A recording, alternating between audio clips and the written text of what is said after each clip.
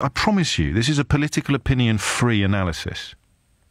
Jeremy Corbyn's support for the Venezuelan model of socialism has been, over the years, pretty immense. The current president, Chavez's successor Maduro, is ostensibly part of the same process, part of the same government, or at least part of the same policy platform. So he is presiding over what is, by Latin American standards, pretty standard dictatorship, except he's supposed to be left-wing. Now, because Corbyn has offered so much support to the regime, past and present, the allegation of hypocrisy, I think, stands. I think it really does stand.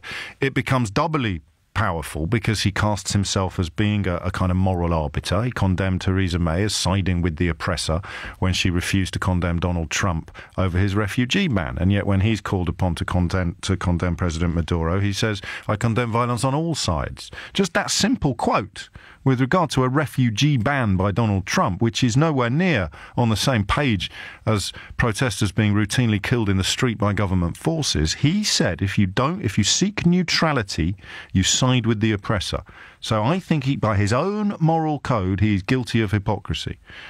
But I also think that this story is getting way more heat and attention than it would under any objective measure, simply because Jeremy Corbyn's popularity is growing and Conservative fears of both a disastrous Brexit and an imminent general election mean they're desperate to find any hook they can to hang anti-Corbyn rhetoric on. So what are the two big anti-Corbyn stories of post-general election 2017? Just think about this for a minute, because a functioning democracy demands proper discourse.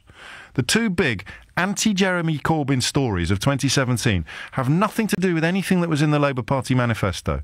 They are linked to something he didn't say in an interview with the NME and a condemnation he hasn't issued against the government in Venezuela.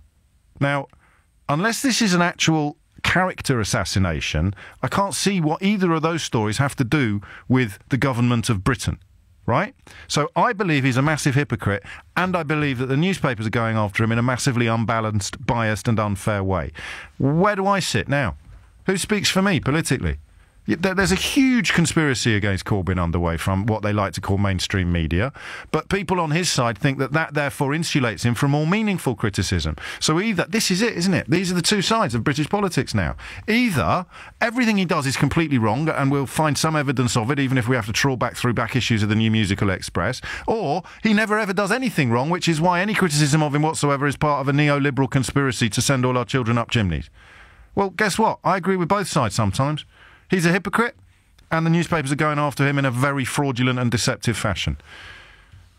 John's in Egham. John, help me out. Good morning, James. First-time caller, so I'm a bit nervous. Don't be. It's only me. I'm calming down now.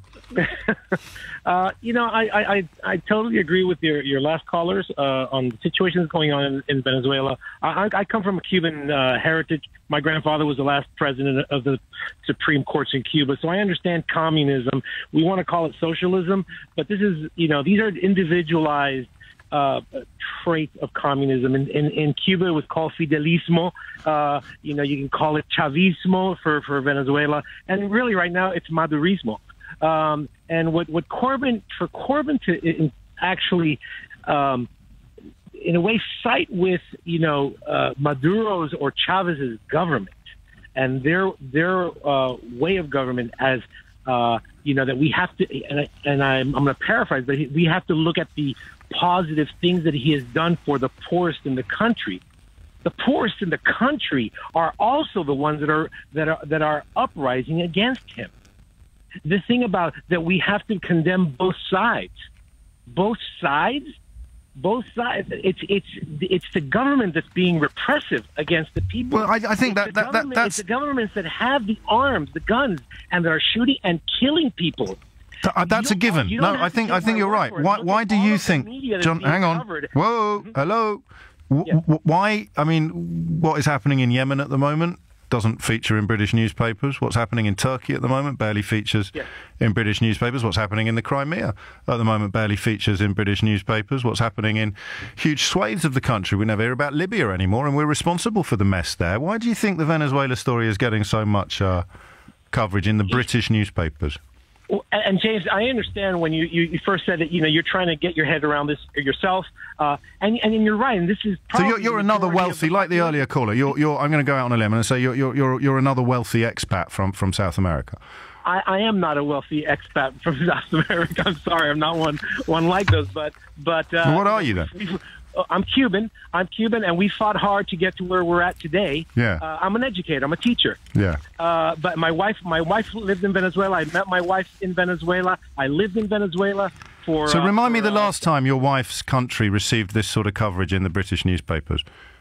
The kind of coverage we get for Venezuela in our newspapers may be a 15-second, 20-second spot on television, and maybe a quarter page on the newspaper. So you're right. People are not informed of what's been going on for many, many years. We're looking at it now at the boiling point where it's now overflowing to a point where people. No, I get all of that. I sense you're only agreeing with one side of hunger. Yeah, I know. We've said all that.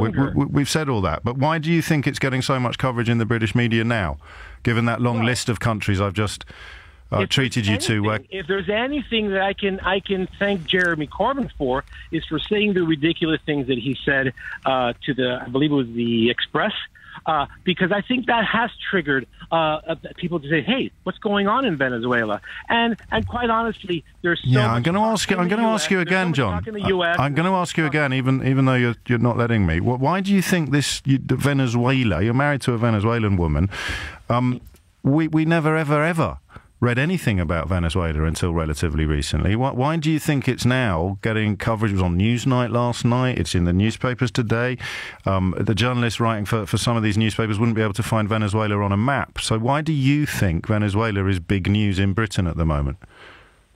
Quite honestly, I'm not really sure about the politics of it because... Really? Because you've run a politics program to offer an opinion. I just think that you're looking at a country that's very rich in oil. This is going to have. It's always been rich in oil. Why is it getting so much coverage in the British media at the moment? I just believe it's because it's getting a lot of coverage in the U.S. media as well, so it's kind of leaking over as well. The Latin American and South American countries always get coverage in the U.S. media. Your wife will tell you Venezuela never appeared in the British newspapers when we were growing up. Why do you think it's getting so much coverage now? Yeah, I just think there's so much death and destruction and not compared to Yemen. No, you're right. You're absolutely right. I mean, I think. So why then? Why do you think Venezuela is getting so much coverage in British tabloid newspapers? I'm not sure. I can't answer that one. No, just have a think. I really think that Jeremy, what's triggered me to call you, and this is, like I said, this is my first time calling. Yes, what triggered me to call you was you mentioned Jeremy Corbyn, and I read his statements on the Express. So why would the Express? I mean, you can do a search on this. I used to work for the Express. I don't think we wrote a word about Venezuela for the best part of 20 years. Why do you think suddenly now problems in Venezuela are bigger news in the British tabloids than problems in Birmingham? I have no idea. I wish I could answer that for you. Okay. I really don't. I'm sorry. I don't have. Then I'll ask you one more question. One more question. Yeah. If Jeremy Corbyn had never said anything about Venezuela ever, do you think we'd be reading about it in the British tabloids on quite the scale that we are? I think you would be hearing somewhat, but I think that Jeremy Corbyn has struck a chord. Because you've answered your question now, you realise, without noticing. Yeah. Well, there you go. Yeah. Because no way would we be reading about Venezuela in the British newspapers if it wasn't for Jeremy Corbyn's historical connection with the country. No way at all. So when I asked you why you think we're reading so much about it now, you knew the answer. The answer is they're using it as a stick with which to beat Jeremy Corbyn. And this is why I said that if there's anything I need to thank Jeremy Corbyn for, is for bringing this up. And to bring light into the public so that people really understand what's going on. Not that I'm minimizing what's going on in other parts of the world or even in our country. But what you overlook is the choice that's made by people in my profession, because there are plenty of politicians speaking about the injustices unfolding in Turkey at the moment. There are plenty of people reporting upon the appalling abuses being issued from the White House itself. There are plenty of people describing the civil war in Yemen and elsewhere in the world where innocent people are dying on a daily basis. And those politicians are completely ignored by the right-wing British media. Those campaigners are completely ignored by the right-wing British media. The Venezuelan tragedy is real. Jeremy Corbyn's hypocrisy is real. But what you're not allowed to do is pretend that there's some sort of objective algorithm of story choice in place where everything, every injustice, every oppression, every death of a civilian on the streets of a city gets equal weight. They're going after Corbyn, mate, because they want to go after Corbyn. They don't give a hoot about Venezuela. Well, obviously, it triggered a political chord, didn't it? And that's what they're trying to. That's why they saw him touch on Venezuela and something that's horrific going on. And that unfortunately isn't quite what you thought it was. A kind of thanking him for focusing attention on Venezuela, because none of the people cross about this story, across about what's happening in Venezuela. They're just using it as an opportunity to accuse Corbyn of hypocrisy. And now my handcuffs go back on, because he is being a hypocrite. But the amount of attention being paid to his hypocrisy is completely bogus and biased. LBC. Jeremy Corbyn has avoided condemning the actions of the Venezuelan President Nicolas Maduro once again. Mike Gapes, Labour MP for Ilford South, former chair of the Foreign Affairs Select Committee. They've just been rejected by this government in Venezuela. So they're not interested in dialogue at the moment. They just seem to be interested in crushing the opposition. Javier Farge, he's a Latin America analyst. Opposition leaders dragged out of their beds in the middle of the night. That's not exactly decent democracy, is it? They were calling for the army to rebel, which is a call to a military coup. That is not a solution for Venezuela. Thinking about this a lot lately, and oddly I've been seeing it through the lens of football, because if you're a neutral, or if like me your main team is never ever going to be appearing on the bigger stage. I support Kidderminster Harriers, so we dream of promotion into the league just below the league at the moment in the Vanarama National Northern Conference. But what that means is that if I'm watching, for example, with mates, I might be watching United Chelsea, and United score a brilliant goal, I really enjoy watching it, whereas my Chelsea supporting mates hate it. And politics has become like that. I don't know whether it's always been like that. Possibly it has. I don't think it has. I think we used to be a little more nuanced, a little bit more open-minded. But where politics is right now, and I think this is probably a symptom of the binary nature of Brexit and the cult almost of binary. You've got to be 100% on one side or 100% on the other. So what we've got now, and Jeremy Corbyn is the emblem of this, is you're either 100% pro or 100% anti. And most normal people, historically, would just base their opinion on the given evidence available. So on the evidence available, he's being a massive hypocrite over Venezuela. Also on the evidence available, the right-wing media are going after him in a completely unhinged and unbalanced way because they're terrified of his popularity. Why can't you hold both of those opinions? Why can't I say that without getting bombarded with people accusing me of being part of some anti-Corbyn conspiracy, and equally bombarded with people when I describe the media in those terms as being part of some sort of left-wing cabal? It's quite bonkers. It's exactly the same as watching football with die-hard fans, isn't it? You know, like if a foul takes place, and it's clearly a stone-cold foul, but if it's your fella that's done it, you sit there going, referee, it wasn't a foul at all. I enjoy it. I've got this sort of ability to step out of the fray as a Kidderminster Harriers fan. And yet when your team does something good, the other lot are never going to say, wow, that was very, very rarely. You get the occasional player like a Ryan Giggs, I suppose, or a Maradona who just never played in this country. But some players transcend club loyalty, and we all end up kind of having a soft spot for them. But that's where politics is now, and I don't know how we're going to fix it. I really don't.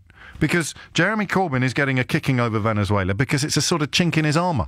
That's all. It's a chink in the armour of his popularity. It's a valid accusation of hypocrisy. It doesn't mean he's wrong about anything else. It doesn't mean he's abandoned his manifesto pledges. Newspapers writing more about an interview in the NME that he gave 3 months ago than they are about the actual abandonment of an entire manifesto by the party that won the election. So I can say all of that. That's just fact. That's not opinion. But why can't I also say that on this issue he's being a massive hypocrite? What's the point of me being honest with you and saying sorry for getting it so wrong in the run-up to the general election? I'm sorry I didn't listen more to those of you who were telling me he was a much bigger deal than I realised. I should have listened more. It made me look silly. Never going to be one of those people who sort of just closes his eyes, sticks his fingers in his ears and pretends he hasn't noticed that the world has changed. Back to Brexit. So why can't I say now? It's a weird one, this. It really baffles me. Has politics always been like this and I just didn't notice? Until politics got really, really important and messy? Or are we living in an era where politics has been turned into sort of football-style loyalties? Gabriel's in Golders Green. Back to Venezuela, Gabriel. What would you like to say? Yeah, I mean, I think the question that your previous caller was so unwilling to answer is very simple. The reason it's getting so much attention in the press is absolutely, just because Jeremy Corbyn does scare the right-wing press. His popularity has just soared and soared, and I think a huge part of that has been that even before he was leader of the party, before that, you look back at statements he's made and his voting record, and I think one thing that's very clear is he never did anything because it was popular. He never did anything because he thought he'd get in votes. He stuck to his morals, and what this. Well, no, you're a supporter then. You're a big fan, right? I'm going to go out on a limb. How could you tell? Well, I couldn't tell necessarily. Don't undermine my brilliant analysis of your contribution to the programme. The reason you're a big supporter is because you said he's always honest. He's always... some people would disagree with that. But this, to tie the two together, his perception, I would say, his brand, what they sell is the idea that he's always honest. He always turns out to be right. I don't agree with it, but that's the perception. I'm not going to let you get away with just offering it up as a fact. That's fair enough. Cheers.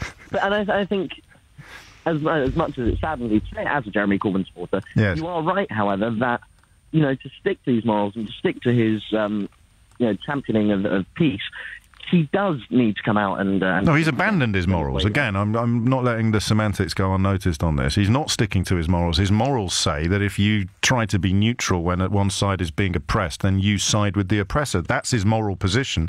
He's abandoned it on Venezuela.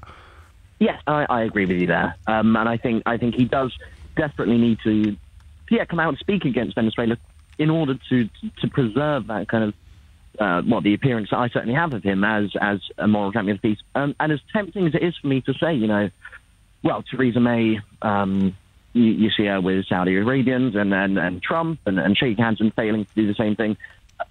As much as I want to say that, in the interest of being fair, yes, I think we need to hold them both to high standards, not low standards. You can't say, well, just because she ignores it, it's okay for him to ignore Venezuela. Well, it's worse. It's worse for him because as you've just alluded to, the perception of him that he does nothing to diminish is as someone who's different from other politicians, who puts principle ahead of pragmatism or puts diplomacy ahead of reality. Theresa May's never pretended to be anything other than a pragmatic politician. Jeremy Corbyn has cast himself as a principled politician, so it's worse, his hypocrisy, than hers, much worse.